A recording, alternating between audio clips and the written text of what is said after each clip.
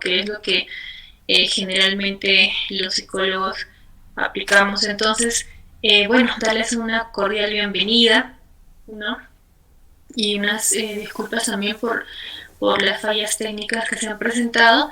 Sin embargo, el día de hoy estamos ya concluyendo con este último tema. Entonces, para ya evitar que el tiempo avance, vamos a ir iniciando con este tema. ¿Listo?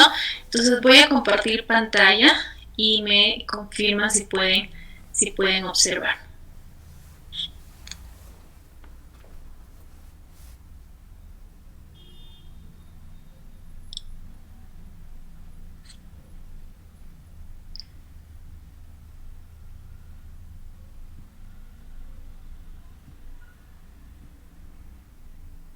Listo. ¿Se puede observar?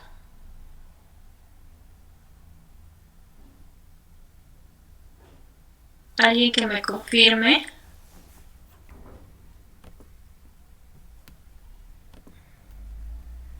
Sí, doctora, sí se ve.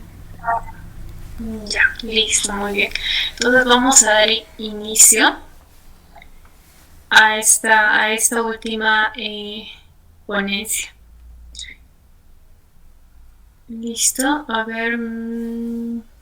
Ya. Listo, vamos a hablar acerca de los trastornos depresivos. Ya esta es la última sesión. Y pues generalmente nosotros cuando entremos al ejercicio de nuestras funciones, o bueno, a ejercer nuestra carrera, pues nos vamos a encontrar con muchos de estos trastornos depresivos. Generalmente los que están animándose por trabajar tal vez en el área clínica, ¿no? Tanto en instituciones públicas o privadas, entonces vamos a observar bastante estos trastornos y es importante realizar un buen diagnóstico para evitar pues eh, algún daño mayor tal vez en nuestro paciente, ¿no? Y es importante también prepararnos en este aspecto. Entonces, dentro de la experiencia que hemos venido realizando, pues se han observado mayormente este tipo de trastornos dentro del área clínica. ¿Listo? Entonces, vamos a iniciar. Vamos a hacer una pequeña recapitulación ya acerca de lo que venimos nosotros trabajando en todas estas sesiones, ya acerca de la definición de salud, ya tenemos que tener presente eso. La salud básicamente no es solo física, ya de acuerdo a la OMS nos dice que un estado de bienestar es un estado de bienestar en el cual el individuo es consciente de sus propias capacidades, puede afrontar las tensiones normales de la vida, puede trabajar de forma productiva y es capaz de hacer una contribución a su comunidad. Bueno, actualmente todavía no hay permiso de descanso médico, ¿no? Respecto al área psicológica o psiquiátrica, lo que en otros países sí se da, ¿no? Entonces, sin embargo, consideramos que con el tiempo ya pues definitivamente se va a poder dar esto, ya que es un tema de mucha tal vez controversia y es importante que nosotros podamos sustentar bien y pues de aquí a algunos años podamos también tener esto, ¿no? Porque es importante el bienestar integral, ¿no? Y no solo el bienestar físico que es actualmente considerado en nuestro país. Así también vamos a hablar de los trastornos afectivos exclusivamente hoy, que nos dice que son una serie de entidades clínicas que tienen en común la alteración del estado de ánimo. ¿Listo? Más adelante vamos a aprender cómo lo vamos a evaluar, cómo vamos a diagnosticar a nuestros pacientes. Entonces, ¿qué es el estado de ánimo? ¿No? Es un estado emocional que influye en todas las esferas del individuo. Ya se instala progresivamente, es persistente en tiempo y se refleja en el pensamiento, la conducta, la actividad psicomotora, las manifestaciones somáticas y en la manera como el individuo se relaciona con el medio que percibe. Entonces, es importante tener bien claro este concepto para que nosotros podamos realizar un adecuado diagnóstico. ¿Listo? Vamos a analizar ahora los trastornos depresivos, ¿no? ¿De dónde proviene etimológicamente la palabra depresión? ¿No? La palabra depresión proviene del latín depresus, abatido o derribado, y que es un estado de abatimiento e infelicidad, ¿ya? Que puede ser transitoria, puede ser permanente. Vamos a ver cuántos tipos tal vez de depresión existen. La depresión es una enfermedad de la afectividad, ¿listo? Cuya característica central es la tristeza, pero no la tristeza que comúnmente solemos tener, sino una tristeza a nivel patológico, ¿ya? Listo. A ver, en general el paciente se ve triste, y no solo él se percibe como triste, sino también el contexto, su grupo, sus redes sociales lo perciben de esa manera, ¿no? Como derribado, como debilitado en su potencialidad y en la base de sustentación afectiva, ¿no? Desplaza su eje de acción usual y está desganado, con baja energía. Bien, vamos a ver, hablar de la breve historia, ¿no? Hipócrates, el padre de la medicina, ¿no? Él describía lo que nosotros conocemos como los 4 humores básicos, ¿no? Uno de ellos que él describía es la melancolía, ¿no? Que indicaba un momento de bilis negra, como él lo describía, un estado de aversión a la comida, ¿no? Bajo apetito, desaliento, somnolencia, irritabilidad e inquietud, ¿no? Entonces aquí nos dice, podríamos decir que la depresión es tan antigua como la humanidad y realmente es cierto, ¿no? En nuestro país, pues poco a poco recién se viene dando importancia a este tema, ¿no? En el área de salud se viene trabajando con lo que es eh, algunos pacientes con ideación suicida, ¿no? Sin embargo, antiguamente pues también existía, ¿no? Entonces es importante sustentar esto al momento de que hay algunas personas que consideran que eso no es una enfermedad, ¿no? Un trastorno. Ahora, en nuestro mismo país, ¿no? Vamos a Pomas, describió que describió a una gobernante, a una esposa de un gobernante inca, ¿no? La tercera colla dice fue miserable, avarienta, mujer desdichada, y no comía casi nada y bebía mucha chicha y por cosas insignificantes lloraba y de pura miseria no estaba bien con sus vasallos, era de triste corazón. Entonces nos vamos viendo que también hay muchos escritores que van describiendo esto. Galeno también nos escribe y dice, aunque cada paciente melancólico actúa bastante diferente que los demás, todos ellos muestran miedo o desesperación. No creen que la vida es mala y odian a los demás, aunque no todos quieren morirse. Para algunos el miedo a la muerte es la preocupación fundamental durante la melancolía. Entonces vamos viendo cómo van describiendo los diferentes síntomas que actualmente nosotros pues nos ayudan a establecer un diagnóstico.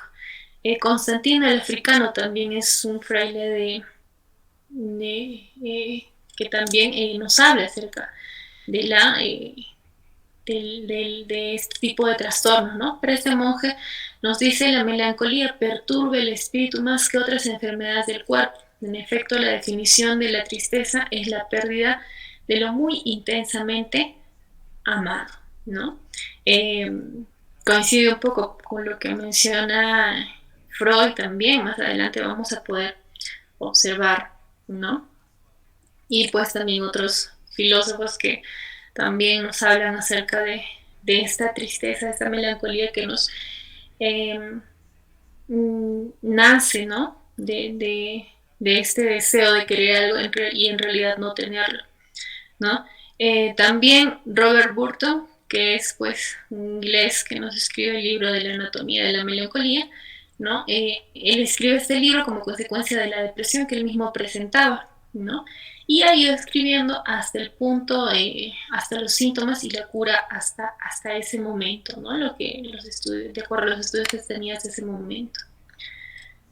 Emil Kraepelin nos dice, ¿no? La melancolía, la depresión recurrente y las variaciones leves del afecto, y propuso el nombre de la enfermedad maníaco-depresiva, ¿no? Como patología de base común y única a todos ellos, ¿no? Entonces, pero más adelante se va aceptando, ¿no? Esta denominación ya para los estados maníaco-depresivos. También tenemos al padre del psicoanálisis que nos dice que algunas depresiones tienen origen psicógeno y otras biológico, ¿no?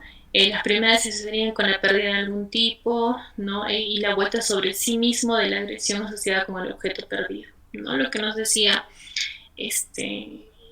anteriormente, ¿no? Entonces, y así mismo también, eso nos llevaría a hallazgos típicos como de depresión, como culpa, autorreproche, baja autoestima e ideación suicida. Bien, también tenemos a Kurt Schneider, ¿no? Con base en la estratificación de los sentimientos de Max Scheler, desmanteló el concepto de la melancolía y propuso la trilogía, ¿no? De la tristeza, inhibición psíquica y motora, y por otra parte refirió que el síntoma primario de los estados depresivos es la tristeza, ¿no? Así también Adolf Meyer, que nos dice que adoptó el término depresión en vez de melancolía por el origen más biologista de la palabra, ¿no? En inglés, press down, presionado hacia abajo. También aquí tenemos otro psicólogo, uno de los más importantes del siglo XX,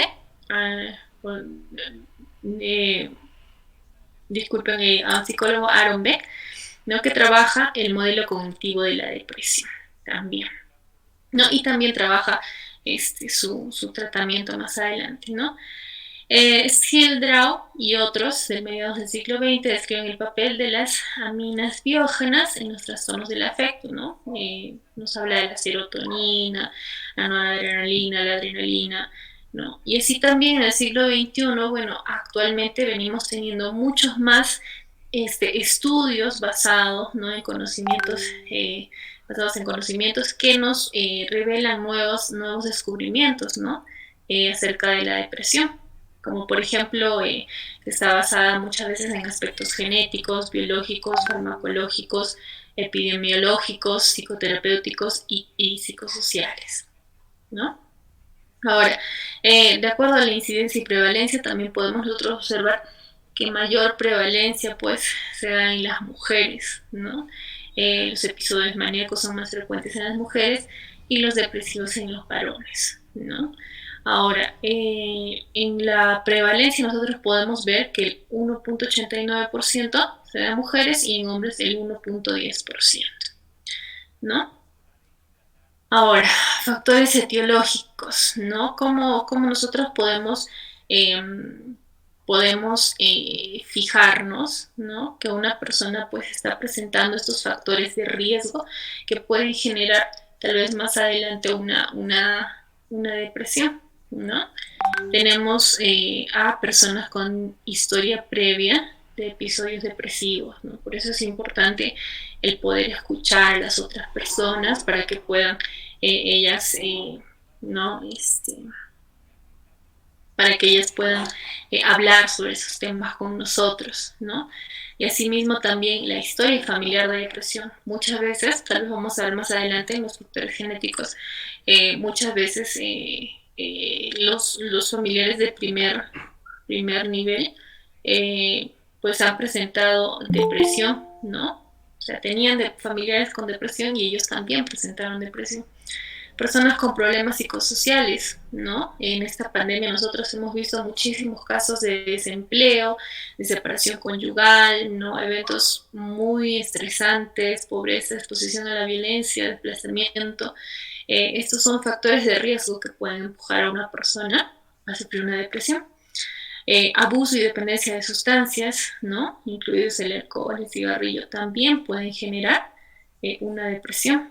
Asimismo también personas que consultan a menudo el sistema de salud, ¿no? Personas con enfermedades médicas crónicas, ¿no? Entonces ya ese es el área también de una psicología especial, ¿no? Que ayuda, ¿no? A personas que presentan este tipo de enfermedades, ¿no? También con personas con enfermedades cardiovasculares, diabetes, que involucran un dolor crónico y trastorno neurológico, ¿no? Otros trastornos psiquiátricos también pueden generar depresión, ¿no? Como la ansiedad, trastorno de personalidad. También épocas de cambios hormonales, ¿no? embarazo y menopausia. También en los casos del ciclo menstrual, también, ¿no? Historia de intentos de suicidio, sedentarismo, pérdida o separación temprana de la madre, vivir en un área urbana, malas relaciones interpersonales. Generalmente se da entre 25 y 44 años, pero también en mayores de 60 años, ¿no? Duelos, muertes o pérdidas en familia, ¿no? Que pues vamos a ver también la diferencia entre duelo, ¿no? Un duelo generalmente dura de 6 meses a un año, pero también puede generar una depresión que pues se va a dar por un tiempo prolongado, con mayor intensidad, como les decía en un inicio, a un nivel patológico, ¿no? Factores etiológicos, factores genéticos, ¿no? Se ha demostrado que hay influencia genética en los trastornos afectivos mayores, ¿listo? El trastorno bipolar y trastorno depresivo mayor, que parece asociarse con una aparición más temprana de la patología y de la depresión con mayores episodios recurrentes, ¿no? Entonces, ¿esto qué quiere decir? Que sí se ha visto que hay un nivel de heredabilidad, ¿no? De la depresión a partir de un metaanálisis en gemelos, ¿no? Que dice que el 37% sí puede que haya sido heredado, pero también el 63% corresponde a factores ambientales no compartidos, ¿no? Los modelos recientes destacan el papel de los mecanismos epigenéticos asociados a una depresión mayor y otros trastornos mentales. O sea que no hay alteración a nivel genético, sin embargo, sí hay información, ¿no? En el ADN para adquirir esa enfermedad. Ahora, neurotransmisores. Nosotros sabemos de sobra que pues están implicados la serotonina, noradrenalina y la dopamina, ¿no? La serotonina generalmente porque pues no causa es un neurotransmisor de amina biogénica asociado con mayor frecuencia con la depresión que está no se agota poco a poco, ¿no? Y entonces el tratamiento para este aspecto es importante un tratamiento serotoninérgico, ¿no? De agentes serotoninérgicos, y esto va a permitir que el paciente pues esté equilibrado, ¿no? Así también la noradrenalina también se ha visto concentraciones anómalas, ¿no? Generalmente bajas, y esto hace que los pacientes, ¿no? Pues muestren o estén más propensos a estar depresivos. Y finalmente pues también es importante tratar este aspecto con la venlafaxina, ¿no? Que aumenta las concentraciones de serotonina y noradrenalina. Y la dopamina pues también puede disminuir la depresión y aumentar la fase de manía, ¿no? Y así también se ha observado que hay muchos medicamentos como la reserpina y el levodopa que se utilizan para el tratamiento de Parkinson, se asocian con síntomas depresivos, ¿no? Entonces es importante que nosotros podamos saber eso, podamos preguntar a nuestros pacientes si ya están recibiendo algún tratamiento o también han sido diagnosticados anteriormente, y evaluar esto también con el apoyo de un neurólogo. El aspecto psicosocial también, ¿no? Tenemos dos, la psicoanalítica y la psicodinámica, ¿no? Freud describe una ambivalencia interiorizada hacia un objeto de amor. Puede ser una persona, ¿no? Que puede producir una forma patológica de duelo, ¿no? Si el objeto se pierde o se percibe como perdido. Entonces, este duelo toma la forma de una depresión grave, ¿no? Con sentimientos de culpa, inutilidad, ideación suicida, etcétera, ¿no? Y la pérdida simbólica o verdadera del objeto del amor se percibe como un rechazo, ¿no? Así también tenemos la psicodinámica, ¿no? Que nos dice que la depresión e introyección de objetos perdidos, percibidos de manera ambivalente, conducen a un sentimiento interno de conflicto, como ira, culpa, dolor y aversión, ¿no? Y produce un duelo patológico y se convierte en depresión, ya que los sentimientos ambivalentes hacia el objeto introyectado se dirigen al yo, ¿no? En la manía, los sentimientos de inadecuación e inutilidad se transforman por medio de la negación, la formación reactiva y la proyección de delirios de grandeza, ¿no? La persona tiende a reaccionar de manera muy distinta a cómo se siente, ¿no? O tiende a negar que se siente triste, ¿no? Tiende a decir que le está muy bien, excelente, ¿no? En los casos de manía, ¿ya? También tenemos la tríada cognitiva de Aaron Beck, que nosotros siempre nos lo presentan al momento de trabajar en depresión, ¿no? En nuestras casas de estudios, que son, uno, la percepción negativa de uno mismo, ¿no? Cómo se evalúa a través del lenguaje y el pensamiento que nos dicen, ¿no? Las cosas son malas porque yo soy malo, ¿no? Dos, la interpretación negativa de la experiencia. Todo siempre ha sido malo, ¿no? O sea, no percibe los aspectos positivos. Y también, tres, la percepción negativa del futuro, ¿no es cierto?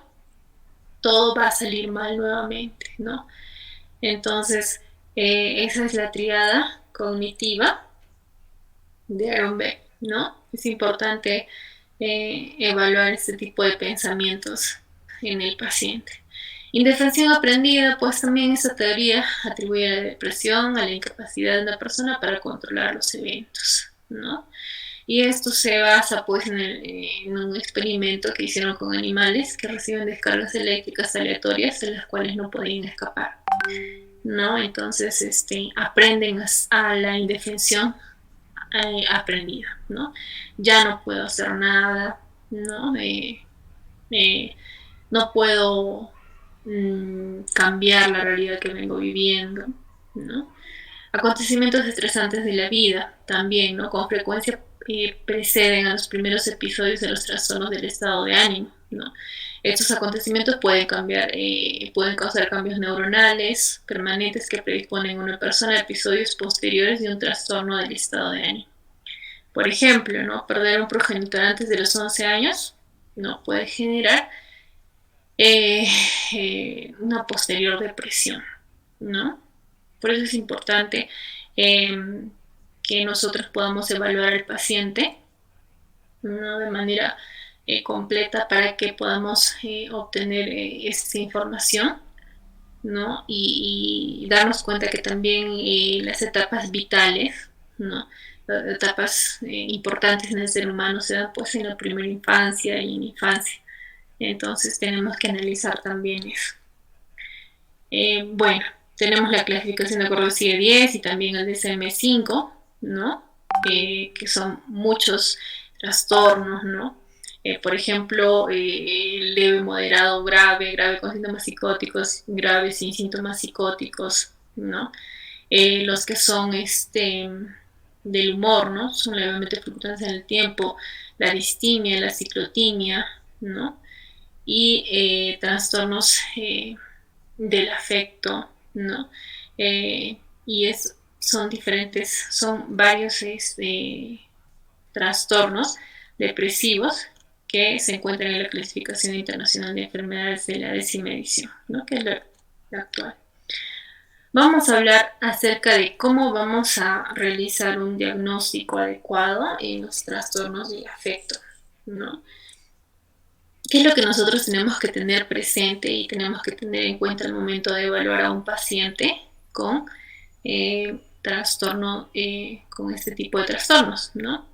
Entonces vamos a evaluar, lo primero que vamos a evaluar son el afecto, ¿no? El ánimo.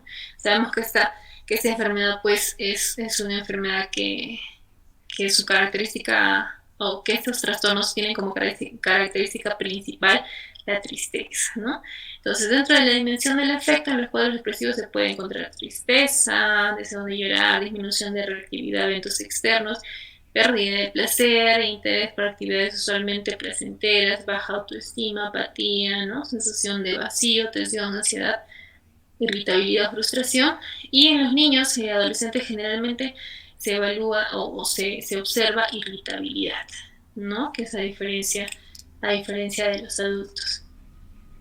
Así también vamos a evaluar lo que es el pensamiento y cognición, teniendo presente, ¿no? De que la cognición se compone de diferentes funciones, ¿no? La atención, memoria episódica, la velocidad de procesamiento, la función ejecutiva, ¿no? Entonces, nosotros cómo evaluamos, ¿no? En los trastornos depresivos se puede encontrar disminución de la concentración, baja productividad, enlentecimiento del pensamiento y del lenguaje, ¿no? Entonces, cuando vayamos a hacer nuestra evaluación del paciente, pues tenemos que evaluar primero afecto, ¿no? Segundo, pensamiento y cognición.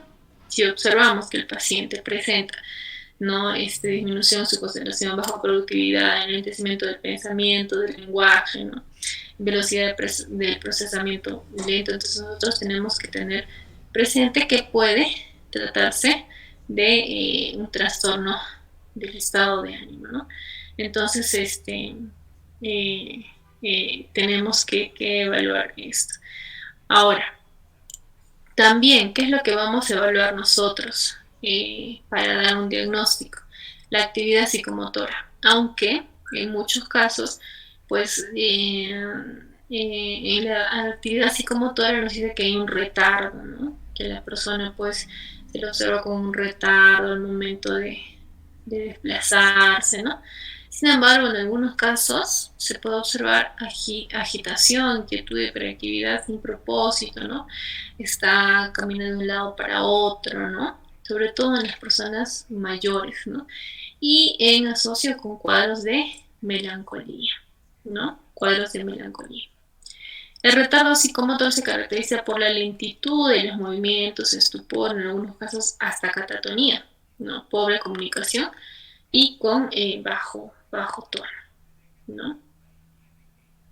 Ahora, clínica y diagnóstico, ¿no? Hay algunas manifestaciones también somáticas, ¿no? Que tenemos que tener presentes, ¿no? Como disminución, aumento del apetito, ¿no? Algunos no les gusta, no comen, otros comen en exceso. También disminución de la actividad sexual, disminución de la vitalidad, fatigabilidad, ¿no? Disminución de la energía, ¿ya?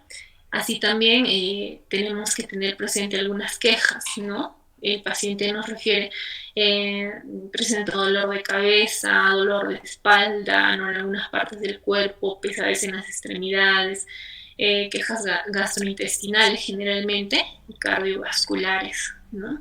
Entonces son manifestaciones somáticas que también nos van a ayudar a nosotros a poder ver este tipo de trastornos, ¿no?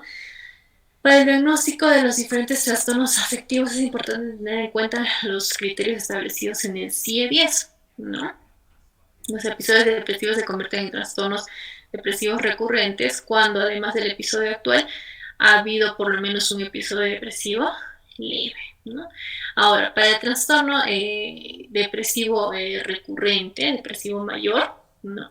La presencia, ¿no?, del llamado síndrome somático, sí están presentes 4 de los siguientes síntomas. Es importante tener presente, ¿no? La pérdida de interés o capacidad para disfrutar de sus actividades normalmente placenteras, ¿no? Que es lo que nosotros a veces evaluamos al momento de diagnosticar, ¿no? Ausencia de reacciones emocionales ante acontecimientos que normalmente producen una respuesta emocional, ¿no? Despertarse en la mañana 2 o 3 horas antes del habitual, empeoramiento matutino del humor depresivo, presencia objetiva del enlentecimiento, agitación psicomotora, ¿no? Pérdida marcada del apetito, pérdida o aumento también, ¿no? Pérdida del 5% más del peso corporal en el último mes, notable disminución de la libido, ¿no?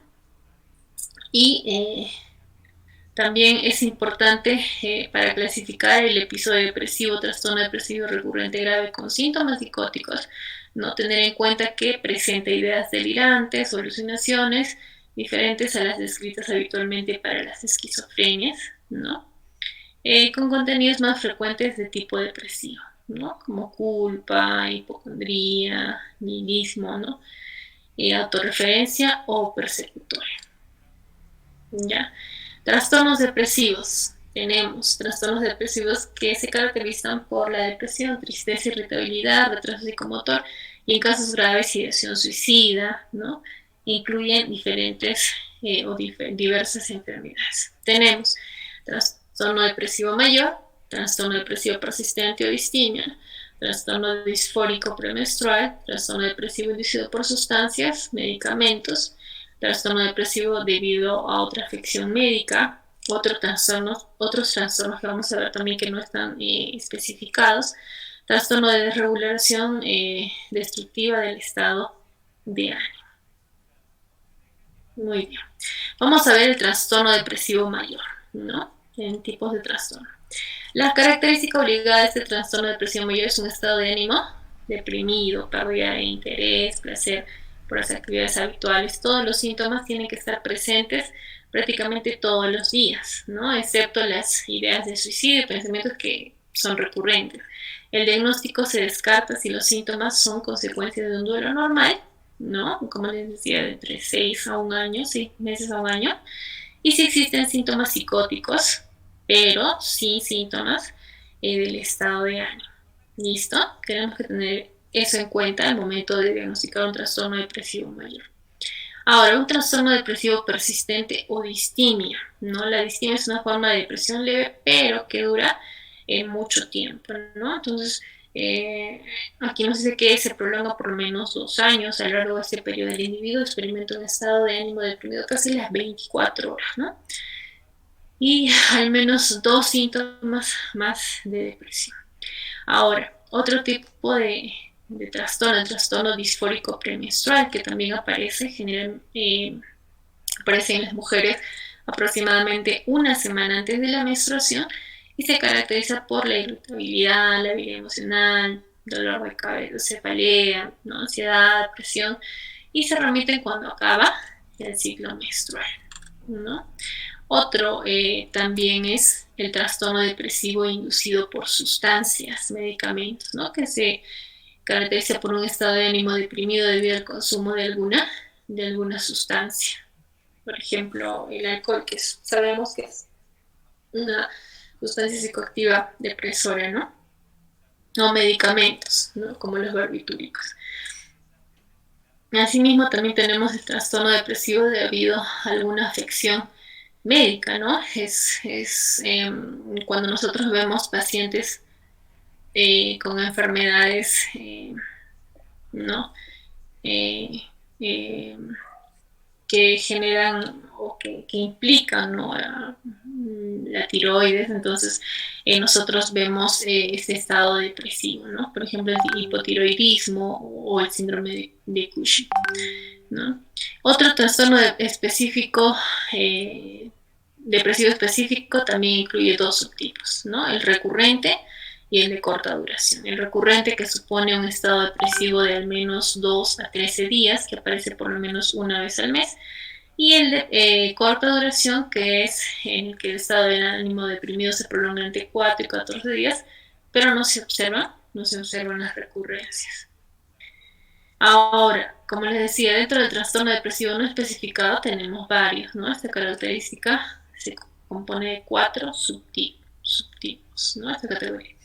1. Melancolía, ¿no? Una forma grave de depresión mayor que se caracteriza por la desesperanza, anedonia y retraso psicomotor, e incluye también un alto riesgo del suicidio, ¿no? 2. Depresión atípica, marcada por un trastorno de ánimo deprimido asociado con ganancia de peso en lugar de pérdida y con hipersomnia en lugar de insomnio. 3. Con inicio de periparto, ¿no? En el que la depresión tiene lugar en el periodo del parto, en el mes siguiente de dar a luz, ¿no? Anteriormente se denominaba posparto, ¿ya? Y 4, patrón estacional, que refiere que por lo general se dan diferentes estaciones, ¿no? Generalmente en invierno, ¿ya? También conocido como el trastorno afectivo estacional. Listo. También tenemos, bueno, el trastorno de regulación destructiva del estado de ánimo, que se trata de un diagnóstico entre los trastornos depresivos que se presentan mayormente en niños mayores de 6 años y menores de 18 y se caracteriza por accesos de cólera intensos, irritabilidad crónica y estado de ánimo irascible, ¿no? La depresión atípica, ¿no? Es una depresión que se observa más en personas jóvenes y que se observa con mayor con mayor prevalencia en mujeres, ¿no? Mayor frecuencia también. Y tiene como características el ser muy reactivo al medio, ¿no? Muy sensible al rechazo, aumento del apetito o aumento de peso, ansiedad, síntomas vegetativos, hipersomnia, ¿no? Sensación de pesadez en brazos y piernas, ¿no? La parálisis de plomo. Bueno, aquí también generalmente es importante ver que muchas mujeres presentan la disforia postparto, ¿no? En el cual pues se caracteriza por la tristeza, llanto, irritabilidad, falta de energía, ¿no? Es porque muchas veces, ¿no? Las mujeres tienen dificultad, ¿no? O sienten que no pueden tener habilidad para cuidar a un recién nacido, ¿no? Y esto les genera pues depresión en ella, ¿no? Este cuadro se presenta por la disminución abrupta de los estrógenos y progesterona luego del parto, ¿no? Sabemos que es pues una etapa muy difícil y asimismo esto se ha asociado con antecedentes personales o familiares de depresión, pobre red de apoyo, ¿no? Cuando nosotros observamos que alguna mujer eh, no tiene a su familia, su primera red de apoyo, sus amigos, su segunda red de apoyo, ¿no? O alguna institución que le brinde este soporte puede generar pues una, lo que conocemos como depresión postparto, ¿no? Entonces es importante la red de apoyo que tienen estas personas y como todo los tipos de estos trastornos depresivos, vamos a ver más adelante que es muy importante sus redes de apoyo social, ¿ya? Y requiere psicoeducación y un buen acompañamiento de parte de la pareja, ¿no? Se debe trabajar también con la pareja, ¿no? Y si en el caso no lo hubiera, también con la red de apoyo primaria, la familia, para que le brinden apoyo a la madre, ¿no? Entonces, es importante evaluar esto. ¿Listo? Muy bien. Ahora, también tenemos el síndrome mixto de ansiedad y depresión, ¿no? El síndrome mixto de ansiedad y depresión aparece cuando se presentan síntomas depresivos y ansiosos, pero en ninguno de los dos casos se logra diagnosticar trastornos depresivos o ansiosos de manera independiente, ¿no? Entonces ahí es donde nace síndrome mixto de ansiedad y depresión, ¿no? Habitualmente se acompaña de síntomas autonómicos, boca seca, visión borrosa, temblor, palpitaciones, etc. Existen asimismo muchos síntomas que se presentan de cuadros depresivos ansiosos como irritabilidad, aprensión, negatividad, rumiación, retraimiento social, agitación, insomnio, fatiga, dificultades en la concentración que deben ser buscados en el síndrome mixto de ansiedad y depresión, ¿no? Entonces, ¿cómo se trabaja con ellos? Con los pacientes que presentan este trastorno, ¿no? Con antidepresivos y con terapia cognitiva, como se trabaja con la mayoría, o por no decir con todos estos trastornos, bueno, es lo más recomendable, ¿no? Ahora también tenemos la melancolía, ¿no? Que se caracteriza por una pérdida grave del interés y el placer en actividades que son habitualmente agradables, pérdida de la reactividad, eso es normalmente placentero, ¿no? Insomnio de madrugada, gran depresión en las mañanas, retardo de agitación, psicomotores, pérdida del apetito, de peso y de la libido, y culpabilidad grave o inapropiada, ¿no? Ahora, la depresión doble también, ¿no? La depresión doble es un tipo de depresión en la cual sobre un cuadro de distimia se presentan episodios de depresión mayor, ¿no? También tenemos depresión psicótica, episodio de trastorno depresivo grave con síntomas psicóticos, ¿no? Por ejemplo, ¿no? Llega el paciente y nos menciona, ¿no? Tengo todo muerto por dentro, ¿no? Y no es que lo dice de manera metafórica, sino lo dice de manera literal, ¿no? Mi corazón no funciona, ¿no? Siento que mi intestino está muerto, no funciona. Entonces, esto se puede catalogar, se puede diagnosticar como depresión psicótica, ¿no? Depresión enmascarada, ¿no? Es un cuadro depresivo que se manifiesta por medio de síndromes somáticos, ¿no? Como dolores de cabeza, lumbago, dolores indiferenciados, fatiga, problemas gastrointestinales, cambios en el apetito y otros trastornos de sueño que pueden ser difíciles de diagnosticar como cuadros depresivos a primera instancia y requieren sospecha y habilidad por parte del clínico, ¿no? ¿Qué es lo que pasa con estos pacientes? Generalmente estos pacientes, pues, no tienden a expresar sus emociones por medio de estas ¿no? Expresiones no verbales, ¿no? Por medio de vías no verbales, ¿no?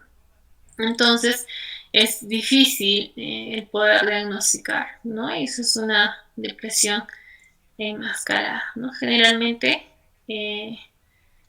se puede observar eso, ¿no? En los grados más bajos, los más pequeños, o también en los mayores, ¿no?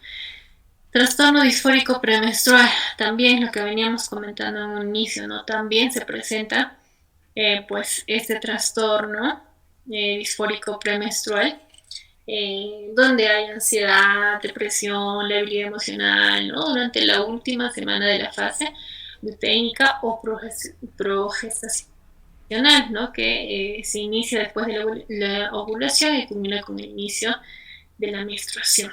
También tenemos la depresión bipolar, que como bien sabemos es la depresión que está dentro, ¿no? De la enfermedad bipolar. Listo, y tiene características de un episodio depresivo mayor y puede mirar hacia el polo expansivo, ¿no? Hipomaníaco o maníaco. Listo. Y esto se trata con antidepresivos, ¿no? Tiene un tratamiento muy curioso la depresión bipolar. Entonces es importante también que el diagnóstico esté bien dado para poder aplicar un adecuado tratamiento.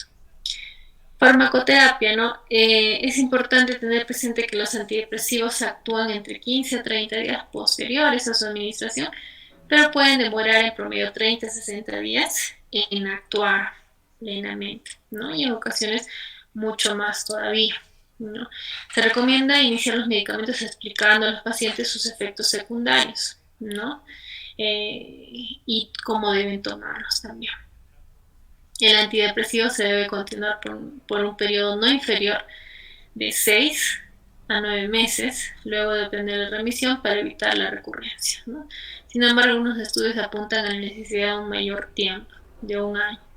La medicación y la dosis del mantenimiento debe ser la misma que fue efectiva para controlar el episodio agudo. La suspensión del antidepresivo debe darse de manera lenta y bajo supervisión médica para evitar una recaída, ¿no? Esto es en el caso psiquiátrico, ¿no? Entonces nosotros sabemos que aquí todavía no podemos, pues, aplicar farmacoterapia, pero sí debemos trabajar de la mano en el área clínica con el psiquiatra, ¿no? Tenemos, bueno, los más conocidos, que es importante también que ustedes puedan tenerlos al momento de realizar su historia clínica, ¿no? Si el paciente llega y menciona que está consumiendo fluoxetina, sertralina, ¿no? Fluoxamina, ¿no? Entonces nosotros tenemos que ya tener presente que ese paciente está recibiendo tratamiento farmacológico, ¿no? Ahora, dice, bueno, esto es algo paradójico, ¿no? Que es importante evaluar. Existe un riesgo creciente de suicidio a medida que los pacientes deprimidos con tendencias suicidas comienzan a mejorar, porque pues ya tienen la fuerza física que no tenían, la energía que no tenían antes, ¿no? Se conoce como un suicidio paradójico. Ojo, aquí también quiero hacer un paréntesis, ¿no? En los casos de trastornos depresivos es importante que podamos trabajar ambos, ¿ya? A veces el paciente te dice, no, lo que yo necesito son pastillas, ¿no? O a veces te dicen, no, esas pastillas pues me producen demasiado, no sé, pues, ¿no? Sueño, no, entonces, eh, o en algún efecto secundario, ¿no? Pero es importante que vayan de la mano porque muchas veces genera cierta, eh, digamos, dependencia a estos fármacos, ¿no? Entonces tenemos que explicarle eso al paciente para que pueda psicoeducación, le llamamos, ¿no? Entonces, para que pueda tener presente eso, ¿ya? Ahora, tratamiento. La psicoterapia junto con los antidepresivos, como les venía diciendo, es lo más eficaz, ¿no? Que cualquier tratamiento solo para depresión mayor. Tenemos el tratamiento cognitivo, que consiste en un tratamiento a corto plazo, ¿no? Con un psicoterapeuta interactivo, actividades para realizar, a casa dirigidas a la valoración y corrección de condiciones negativas y los supuestos inconscientes que subyacen en ellas, ¿no? Está basada en la corrección de distorsiones crónicas del pensamiento que conducen a la depresión, ¿no? Todo lo que tiene que ver con pensamiento, ¿no? Y en la triada de Beck también, ¿no? Se trabajan los sentimientos de impotencia, desesperanza, acerca de uno mismo, del futuro y del pasado, ¿no? Bueno, es importante también trabajar con tareas. ¿Por qué es importante trabajar con tareas? Porque el paciente, nosotros tenemos que estar evaluándolo constantemente, ¿no? Y más un paciente que presenta ese trastorno, es importante que nosotros podamos hay técnicas, ¿no? Y hay tareas también, por ejemplo, cuando el paciente este, que le presentan ese tipo de pensamientos, que lo vaya escribiendo, no dejarle fichas, o también asimismo es importante evaluar su horario, ¿no? ¿Qué es lo que realiza desde que se levanta? ¿En qué momento de que se levanta se presenta ese tipo de pensamientos? Y nosotros podemos tener tal vez una visión más amplia y también de esa manera poder apoyar al paciente, ¿no? Ahora, tratamiento conductual, ¿no? El tratamiento con base en el aprendizaje de la teoría, ¿no? Condicionamiento clásico y operante, por lo general es de corto plazo y altamente estructurado. Está dirigido a conductas indeseables específicas bien delimitadas, ¿no? La técnica de condicionamiento operante de refuerzo positivo puede ser un complemento eficaz para el tratamiento de la depresión, ¿no? Ahora, tratamiento interpersonal se desarrolla como un tratamiento a corto plazo específico para la depresión no bipolar, ¿ya? No psicótica en pacientes ambulatorios. Hace énfasis en los temas interpersonales en curso en contraposición a la dinámica intrapsíquica basada en el inconsciente, ¿no? Ahora, orientación psicoanalítica también, ¿no? Nos habla de la terapia orientada a la introspección, ¿no? Actualmente también viene desarrollándose, ustedes habrán escuchado la terapia Gestalt, que también está basada en la orientación psicoanalítica, a la introspección, al darse cuenta, ¿no? De duración indeterminada para lograr la comprensión de los conflictos y las motivaciones inconscientes que pueden ser fuente y sustento de la depresión, ¿no? Generalmente las orientaciones psicoanalíticas suelen ser bastante largas, ¿no? Terapia de apoyo, terapia de duración indeterminada con el objetivo principal de dar apoyo emocional al paciente, ¿no? Está indicada para el tratamiento de crisis agudas, como el duelo o cuando el paciente comienza a recuperarse de un episodio depresivo importante, pero todavía no puede participar en una terapia mucho más exigente. La terapia grupal también puede funcionar en depresión, pero no está indicada para pacientes con tendencias suicidas marcadas, ¿no? Para ellos es un tratamiento mucho más personalizado, ¿no? Otros pacientes con depresión pueden beneficiarse del apoyo, desahogo, refuerzo positivo, ¿no? Hay muchísimas técnicas en terapia grupal que se pueden utilizar para que el paciente pueda ser tratado, ¿no? Así como la interacción interpersonal, la corrección inmediata de distorsiones cognitivas, ¿no? Y la transferencia por otros miembros del grupo, ¿no? El que la otra persona le ayude a ver una realidad diferente a la que él percibe, ¿no? Y familiar, terapia indicada particularmente cuando la depresión del paciente altera la estabilidad de la familia, ¿no? Se relaciona con acontecimientos familiares o se mantiene debido a los patrones familiares, ¿no? Hemos tenido pacientes, pues, en los cuales se ha visto mucho esto, ¿no? La estabilidad de la familia se ve alterada por uno de los miembros que presenta depresión, ¿no? Presenta pensamientos distorsionados, ¿no? Y va alterando, bueno, un ejemplo, ¿no? El caso de la mamá va alterando con ese mismo pensamiento a sus hijos, a su pareja, ¿no? no, por el contrario, ¿no? Sucede, bueno, después de una separación, por ejemplo, y la persona pues se encuentra en depresión y tiende a alterar la estabilidad de los hijos, ¿no? Entonces, para este tipo de, de trastornos se recomienda una terapia familiar. Psicoterapia, ¿no? En general, todo paciente con trastorno afectivo debe realizar psicoterapia con el fin de lograr un mejor manejo del cuadro clínico, ¿no? Mejorar la introspección. El modelo de interacción y autor sobre los problemas de base de psicoterapias pueden ser de diverso tipo y dependerá del interés del paciente, así como de la mejor conveniencia, ¿no? Listo, entonces vamos a observar que en la psicoterapia de orientación dinámica, ¿no? Generalmente es de mediano a largo plazo, se busca ser consciente de lo inconsciente, ¿no? Buscar los conflictos subyacentes, reforzar los mecanismos de defensa adaptativos y mejorar la capacidad de yo para enfrentar diversas situaciones, ¿no? Muchos tipos de terapias se basan también en el psicoanálisis, tenemos que tener presente esto, ¿no? De la psicoterapia cognitivo-conductual, que es una de las más utilizadas también, es una terapia más estructurada que la anterior y en general a corto plazo procura modificar las condiciones negativas, ¿no? Educar al paciente y crear refuerzos que lleven comportamientos más adaptativos. No, dentro de la cognitivo-conductual también existen muchas técnicas, ¿no? Técnicas como detención del pensamiento, ¿no? ¿No? Modificación del pensamiento. Entonces, tenemos estas técnicas que nos ayudan, ¿no? Y cuando ustedes estén en terapia, es importante hacer uso de estas técnicas que son de mucha ayuda para modificar el pensamiento del paciente, ¿no? Psicoterapia de pareja se utiliza cuando ha tenido repercusiones negativas sobre la pareja, ¿no? Entonces, o cuando la pareja es un gran apoyo, ¿no? Y puede eh, eh, representar la mejoría en nuestro paciente. Psicoterapia familiar, del mismo modo, ¿no? Se aplica cuando pues ha generado desequilibrio en la familia o también para mejorar, ¿no?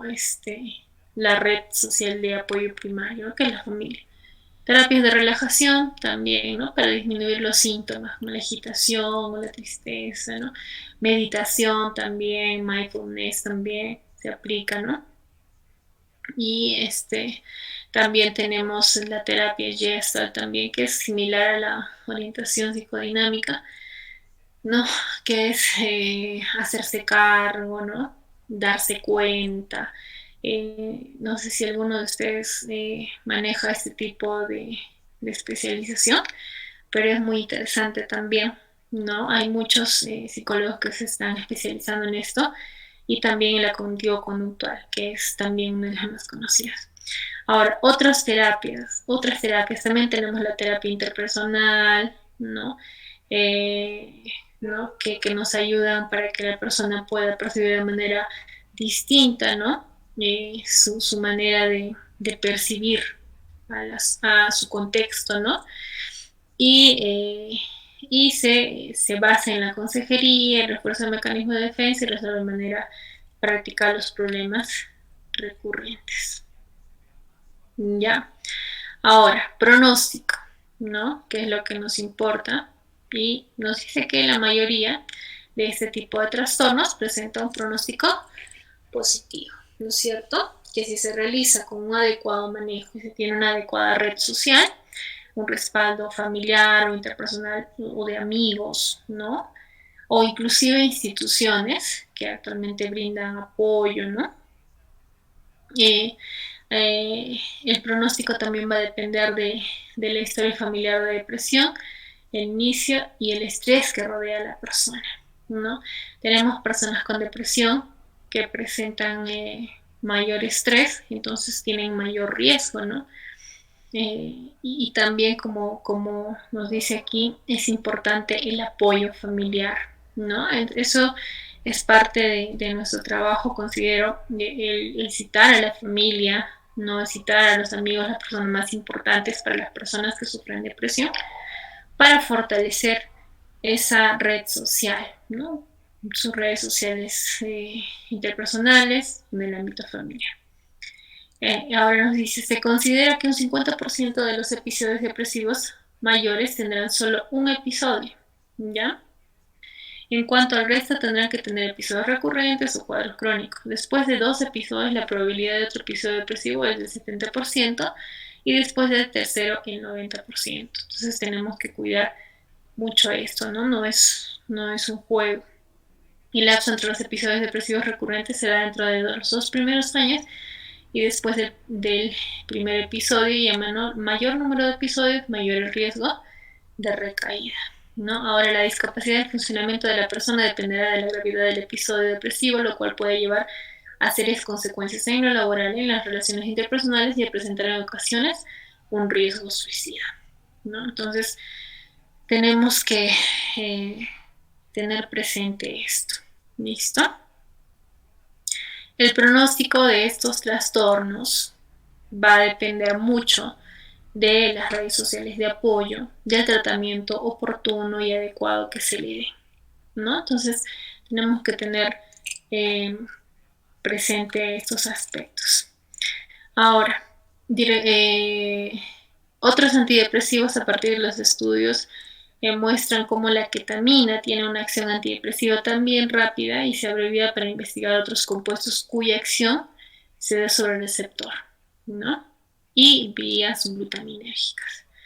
Ahora, modalidades de atención, lograr un mayor acceso a algunos tipos de psicoterapias que puedan apoyarse en tecnologías de la comunicación en salud, puede tener un impacto también importante en la atención primaria, ¿no? Nosotros vemos, tal vez en otros países, pues, hay números de ayuda, ¿no? Probablemente también en el nuestro haya, pero pues no están tan promocionados, ¿no? O hay instituciones que logran acercamientos, ¿no? A través de la promoción de, digamos, cursos, ¿no? Que nos ayuden a poder llegar a las personas para que puedan buscar ese soporte, ¿no? Ese apoyo, ¿no? Entonces es importante trabajar esto y considero que es parte de nuestra responsabilidad también. ¿Listo? Listo. Entonces, bueno, con esto vamos a ir concluyendo. Es importante que me vienen escuchando que nosotros, como en algún momento se escuchó, pues no tomemos a la ligera este tipo de trastornos, ¿no? Muchas veces yo sé que algunos de ustedes tienen amigos, familiares, es importante brindar ese soporte, ¿no? Es importante el poder escuchar a la persona, brindarle la ayuda y básicamente, más que todo nosotros que tenemos, podemos brindar este apoyo emocional y como psicólogos clínicos también es importante el adecuado diagnóstico, ¿no? Y el adecuado tratamiento y oportuno tratamiento también. Como les venía diciendo, también es importante resaltar que en ese tipo de trastornos las redes sociales de apoyo son muy importantes, ¿no? La familia es muy importante, los amigos, las personas que son importantes para él, e inclusive las instituciones que brindan soporte o apoyo emocional. Hay muchísimas, ¿no? que brindan este soporte de manera gratuita. Es importante que se pueda trabajar de esta manera con el paciente, ¿no? Entonces, si ya ha tenido un trastorno depresivo mayor y ha presentado pues hasta ideación suicida o ha intentado ya esto, entonces nosotros tenemos que tener mucho cuidado, brindarle un soporte adecuado, ¿no? Y pues si son casos muy graves también, nosotros como psicólogos que se encuentran presentes, tenemos que trabajar de la mano con el psiquiatra, con el neurólogo también, ¿no? Porque esto va a ayudar a que se trabaje a la par, ¿no? Como venía diciendo, a veces el medicamento genera cierta dependencia, pero también la importancia del tratamiento psicoterapéutico es porque pues tenemos que enseñarle al paciente a desarrollar habilidades sociales, ¿no? Tenemos que enseñarle a cambiar su manera de pensar, y eso es un trabajo netamente de nosotros, ¿no? Entonces, considero que el tratamiento farmacológico y el tratamiento psicoterapéutico van de la mano en este tipo de trastornos. Entonces, muchísimas gracias por haber estado presentes el día de hoy, ¿no? Y si tuviesen alguna duda, alguna consulta, entonces también eh, estamos prestos para poder responder.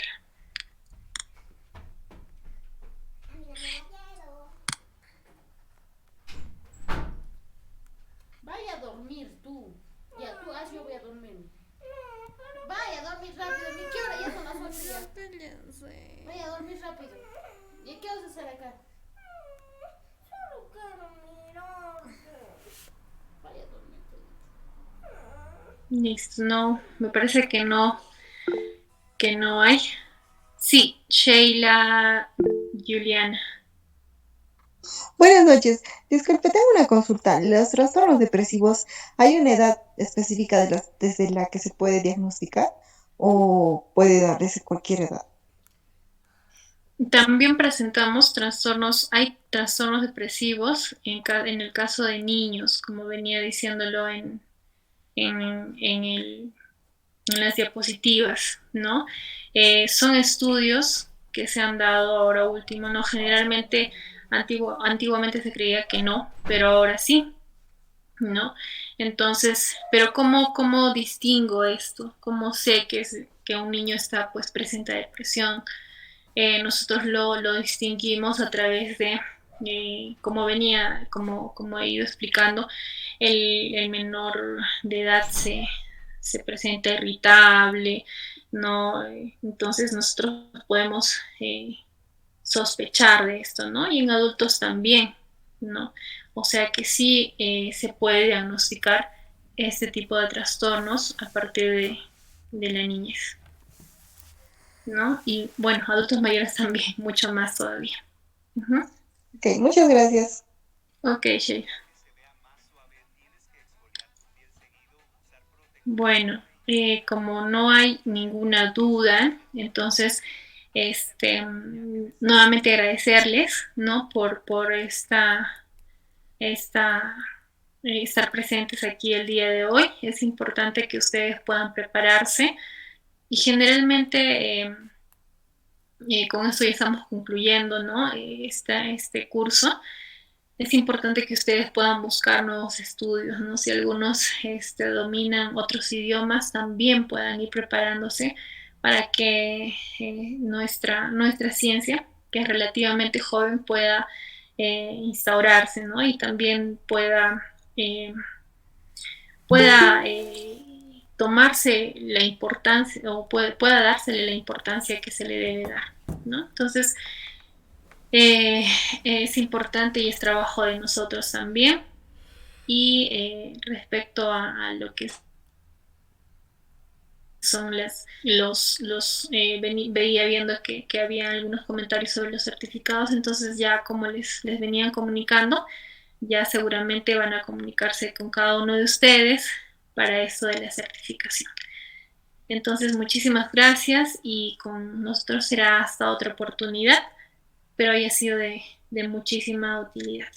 Nos vemos, hasta luego.